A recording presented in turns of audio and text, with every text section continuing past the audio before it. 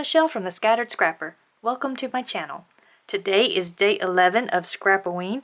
It is Freaky Friday and it is time to work in my October daily. I have some pictures picked out and a few papers and maybe some ideas of what I want to do today, so let's get started. For my first story, I picked out this paper here for a very specific reason. And that reason is it reminds me of wallpaper. And for some strange reason, it makes me think of wallpaper that might be in a bathroom. And there is a reason that the bathroom comes into play with this story. But I am going to cut it and make sure that it fits just right in this little page protector. And what I have discovered is that it obviously is bigger than 4x4 because a 4x4 photo has room to move inside it. So I cut my paper at 4 1/4 by, I think, a little bit more than 4 1/4 because you saw I needed to trim it down at the top. But so now I hopefully will remember, just cut them at 4 1/4 square. And I have this little vellum ghost out. It's actually a little bit thicker than vellum. And my idea was to use it as a pocket. But I'm not sure how I want to attach it yet. So since I don't know what I want to do with that just yet, I go on to something else. So I am putting my picture here on one of these tags. And it's a picture at the store. My husband and I went to Sam's, this was on the 1st actually, to buy the meat. And we usually go and buy meat 2 or 3 times a year. We're just kind of weird that way. I hate going to the store, so if I can buy in bulk, I am happy, because then I don't have to go to the store very often.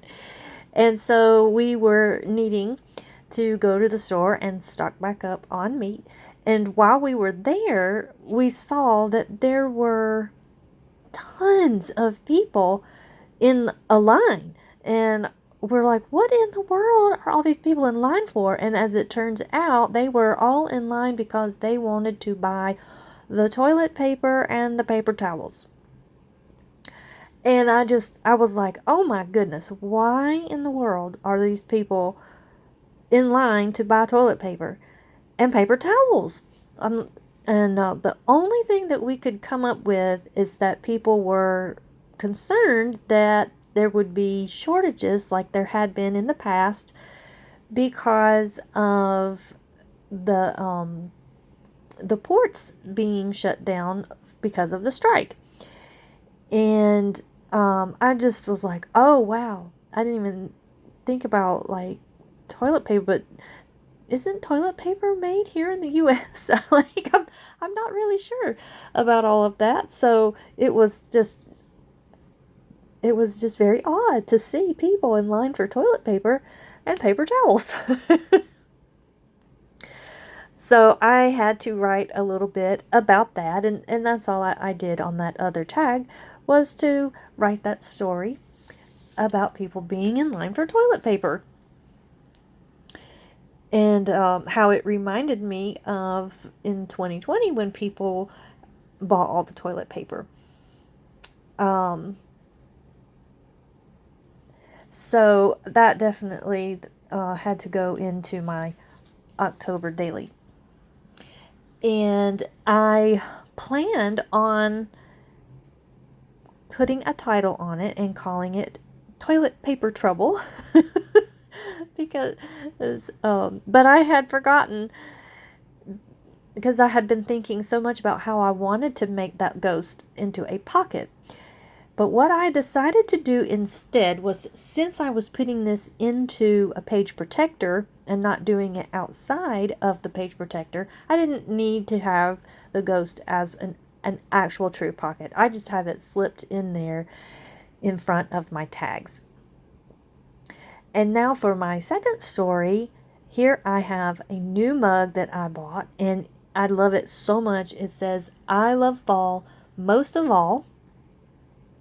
And so when I brought it home, I went outside on my back deck and sat it down and took a picture of it with what little bit of fall color is out there right now.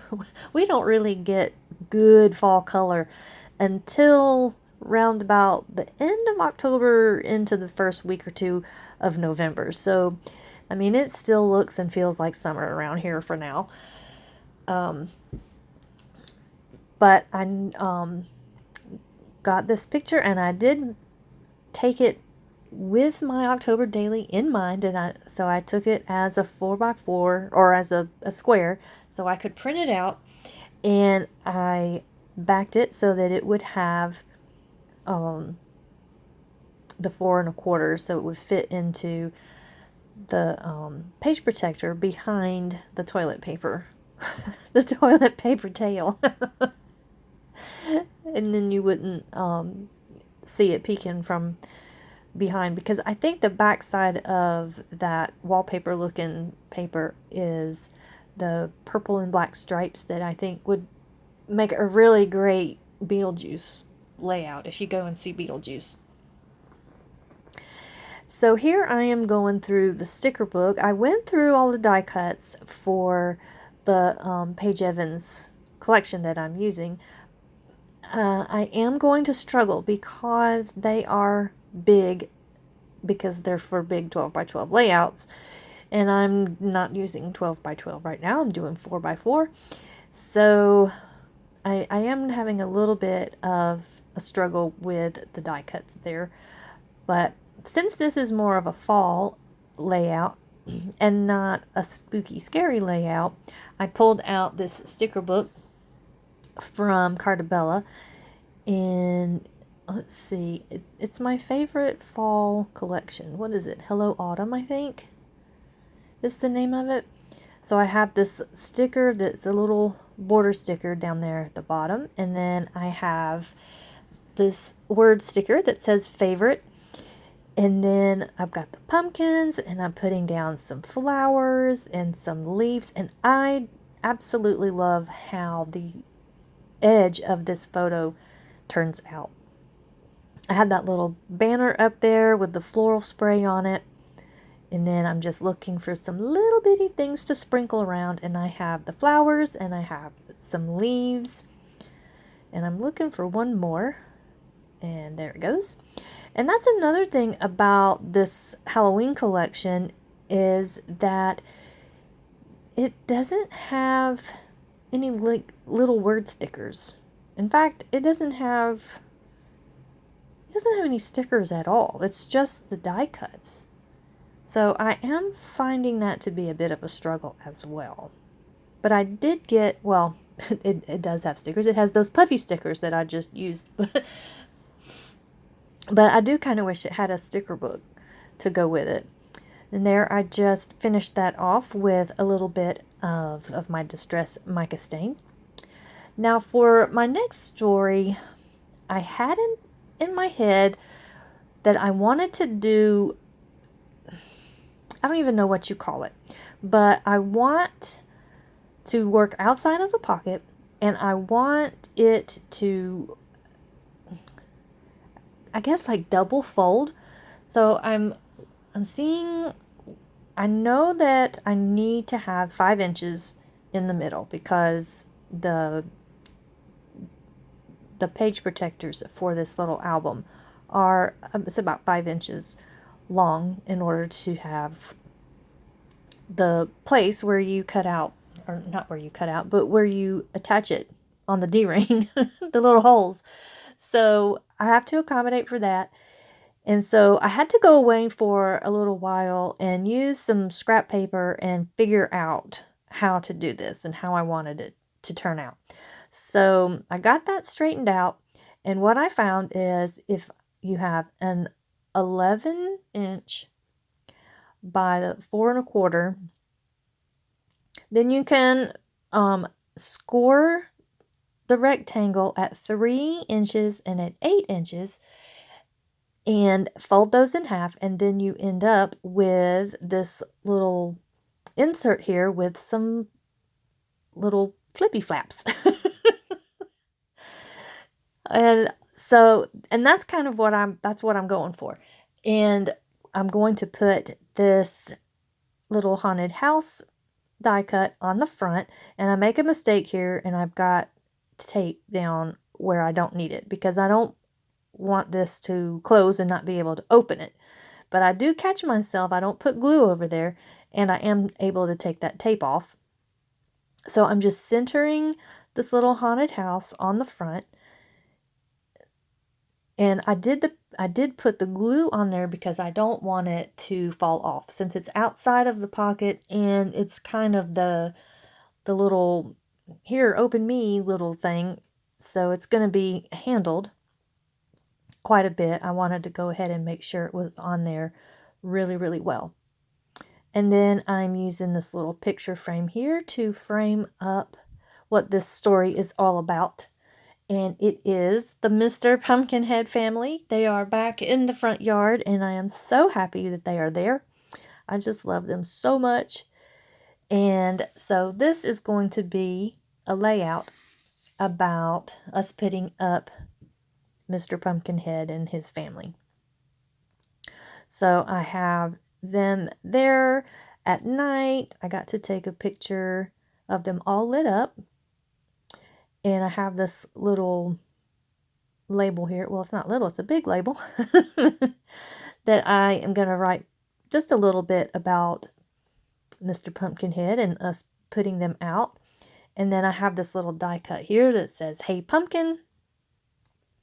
And I'm just going to put that up under on the frame. And I have this little pumpkin here. And I am going ahead and inking the edges. The stark white, I'm just not feeling it right now. So I'm like, these things need to have their edges inked. So I am doing the inking in, what's it called?